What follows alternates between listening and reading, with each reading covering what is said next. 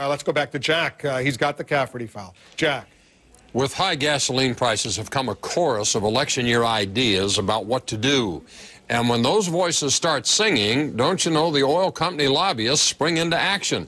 See, a lot of Americans blame the big oil companies for our energy problems. The oil industry is fighting back. They're spending tens of millions of dollars on lobbyists to keep Congress from doing anything that would punish them. The big oil companies are on track to surpass last year's record spending for lobbyists of $83 million, according to the Center for Responsive Politics. And it seems to be working. See, suddenly the oil industry is the subject of a bunch of proposed legislation in Congress, none of which is good for the oil companies. Democrats and environmentalists generally favor higher taxes on the oil companies and more funding for renewable energy. Republicans want to drill more wells.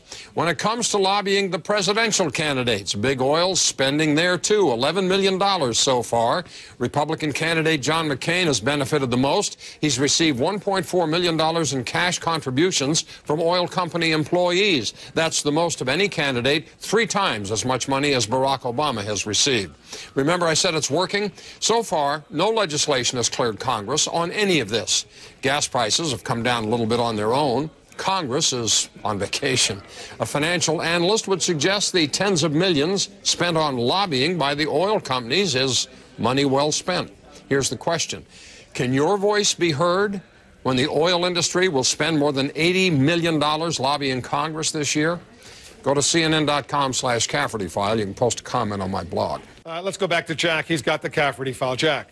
Question this hour is, can your voice be heard when the oil industry spends more than $80 million this year lobbying Congress? Michelle writes, are you kidding? There's no way the average American's voice will be heard over the jingle of big oil's pockets in Congress. Sadly, there aren't enough self-respecting representatives left to refuse their money and silence them. David in Ohio weighs in with this. The Obama campaign's establishing hundreds of local community groups just so the voice of the common person is heard louder than the special interests. These community groups will remain in place after the election to continue to give you and I and people like us a voice. Ray in Nashville, Tennessee says money talks. The oil companies with their record profits can talk loud enough to drown out all of us little guys. Chad writes, if the idiots in Congress had any understanding of economics whatsoever, no company or industry would have to spend $80 million for lobbying. But when we continue to elect slick-talking socialists repeatedly to Congress, none of whom have ever run a business, balanced a budget, delivered a product, introduced a new product, invested in R&D, or done anything remotely related to running a business, this is what we get. Never-ending needless government intrusion and anemic underperforming markets. Businesses and consumers are smart enough to buy the products they want. Businesses and consumers are the market. Let the market sort out its own problems. Carol writes from Durham, Maine, the only way to speak my power is to vote. The only way to speak to power is to vote.